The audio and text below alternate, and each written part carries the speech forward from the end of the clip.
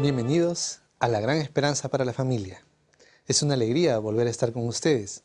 Saludos a ustedes que están ahí en una iglesia viendo este programa, o también a ustedes que están en un grupo pequeño, o a esta pareja de esposos que están viendo este programa en la comunidad de su hogar, a los jóvenes. Un gran abrazo para todos ustedes.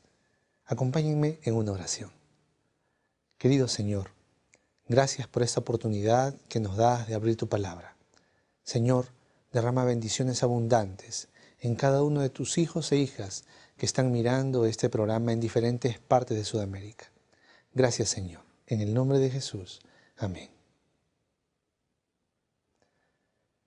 Al emprender toda gran obra, es necesario estar en comunión íntima con Dios. Los que son padres, además, recuerden, son sacerdotes. Escrito está en 1 Pedro capítulo 2, versículo 5. Vosotros también, como piedras vivas, sed edificados como casa espiritual y sacerdocio santo para ofrecer sacrificios espirituales aceptables a Dios por medio de Jesucristo. Recuerden, todos somos llamados a ser sacerdotes para tener directo acceso al trono de gracia, para alcanzar misericordia y hallar gracia para el oportuno socorro, según Hebreos capítulo 4, verso 16. Además, si hemos de ser colaboradores con Dios, debemos tener comunión directa con Él. Debemos solicitar su dirección en todo lo que emprendamos. Somos hijos de luz para criar a otros hijos de luz. Pero ¿cómo vamos a guiar a nuestros hijos si nosotros no estamos listos para ver al Señor cada día en la primera hora de la mañana? Conságrate a Dios todas las mañanas. Haz de esto tu primer trabajo. Sea tu oración: tómame, oh Señor, como enteramente tuyo. Pongo todos mis planes a tus pies. Úsame hoy en tu servicio. Mora conmigo y sea toda mi obra hecha en ti. Somos llamados para ser sacerdotes de nuestros hijos. Pero para ejercer este oficio sagrado debemos decidir consagrarnos cada mañana como sacrificio vivo, santo, agradable a Dios, que es vuestro culto racional. Esto está en Romanos capítulo 12, versículo 1. Buscar disfrutar del culto personal es el privilegio de vivir una experiencia con Dios de manera íntima y constante. Podemos dejar muchas malas costumbres y momentáneamente separarnos de Satanás, pero sin una relación vital con Dios. Por nuestra entrega a Él, momento tras momento, seremos vencidos. Sin un conocimiento personal de Cristo y una continua comunión, estamos a la merced del enemigo y al fin haremos lo que nos ordene. Pero si estamos en comunión íntima con la deidad, entonces finalmente haremos su voluntad y esta experiencia nos hará padres enteramente preparados para toda buena obra. Aquí no acaba todo lo que podemos y es nuestro deber hacer, porque no solo somos padres de niños terrenos, sino de futuros habitantes del cielo. Y estas palabras que yo te mando hoy estarán sobre tu corazón y las repetirás a tus hijos y hablarás de ellas estando en tu casa y andando por el camino y al acostarte y cuando te levantes. Esto está en Deuteronomio capítulo 6, versos 6 y 7. Es nuestro deber repetir la misma voz de Josué. Y si mal os parece servir a Jehová, escogeos hoy a quién sirváis, si a los dioses a quienes sirvieron vuestros padres cuando estuvieron al lado del río, o a los dioses de los amorreos en cuya tierra habitáis. Pero yo y mi casa serviremos a Jehová. Esto está en Josué capítulo 24, verso 15. Este es el principio del culto familiar, el de preparar a nuestros hijos para seguir en los caminos que los llevarán hacia el cielo. Proverbios capítulo 22, verso 6 dice: instruye al niño en su camino, y aun cuando fuere viejo, no se apartará de él. Recuerdo con cariño cuando de niño mi madre nos acompañaba a decir nuestras oraciones, hasta prepararnos para dormir. Recuerdo muy bien aquel tierno beso en nuestras frentes o en nuestras mejillas cuando terminábamos con un amén. Esta práctica quedó grabada en mi mente, de tal modo que aún hoy me resulta agradable hacer lo mismo con mis hijas. al hacer el culto familiar, todos los días cultivamos un hábito en sus mentes, de tal modo que cuando ellos lleguen a ser padres, harán lo mismo con sus hijos y estos con los suyos a su vez.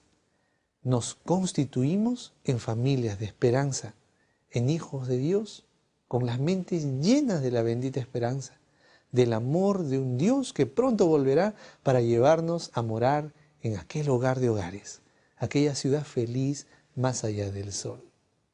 En el libro de Mateo, capítulo 11, versículos 25 y 26, dice lo siguiente: en aquel tiempo, respondiendo Jesús, dijo: Te alabo, Padre, Señor del cielo y de la tierra, porque escondiste estas cosas de los sabios y de los entendidos y las revelaste a los niños. Sí, Padre, porque así te agradó. La niñez es la época prima de la construcción del carácter y de la moral. Es el tiempo en que los maestros primeros deben ser los padres. Nadie estudió para ser papá o mamá, pero no tenemos excusa para no leer en el camino aquello que nos resulte útil. Nuestros cultos con los niños deben ser breves y muy entretenidos, echando mano de las mímicas, las canciones, las pantomimas y demás estrategias que contagien entusiasmo a los niños a la hora de adorar al Señor en familia, en el altar familiar. Es sabido que hay hijos de diversos tipos. Están los que son de voluntad fuerte, los que son muy dulces y amorosos, y los que son de término medio, si me permiten la expresión. Si usted tiene un niño de voluntad fuerte, entonces bienvenido al club de los padres agotados emocionalmente. Pero no se dé por vencido. Recuerde que son niños, y todo niño responde al amor y a la disciplina correctamente aplicadas. Todo niño reacciona a una buena historia, bien narrada o bien actuada. Tú me podrás decir: pero no me gusta hablar. Pues entonces tendrás que exigirte hablar y tomar de tus habilidades histriónicas para que tu hijo se embelece con la lección de cuna, de infantes, de primarios y hasta intermediarios. Este es el tiempo de sembrar, para que la adolescencia sea más llevadera al momento de orientar. Recuerda que el hogar es el lugar de las alianzas, de las uniones significativas y duraderas. Y estas no llegan de la nada, sino que son el resultado del esfuerzo de los padres, en primer lugar, y también de los hijos. Hay niños que reaccionan y aprenden mejor a través de la música, otros a través de cuadros, otros por el movimiento coordinado, otros por el dibujo, otros por el juego, otros por la escritura. Hay que esforzarnos porque la palabra de Dios llegue a la mente de nuestros niños de la manera en que a ellos les resulte significativa. Sin duda, muchos hogares constituidos atraviesan crisis serias cuando sus hijos alcanzan la adolescencia. Se ha sugerido la existencia de 4 tipos de familias con hijos adolescentes. El tipo 1 son las familias que tienen un funcionamiento adecuado, con mucha vinculación emocional entre los miembros del hogar y existe flexibilidad en el sistema familiar. Hay una comunicación positiva entre padres e hijos adolescentes. El tipo 2 son las familias que no logran un adecuado funcionamiento familiar, tienen poca vinculación y flexibilidad, pero consiguen tener una comunicación abierta entre padres e hijos. El tipo 3. El funcionamiento en esta familia es adecuado, pero la comunicación está cargada de problemas. Mientras que el tipo 4 son las familias que tienen bajos recursos de comunicación y funcionamiento familiar. Son las más problemáticas en procesos de afrontar la adolescencia.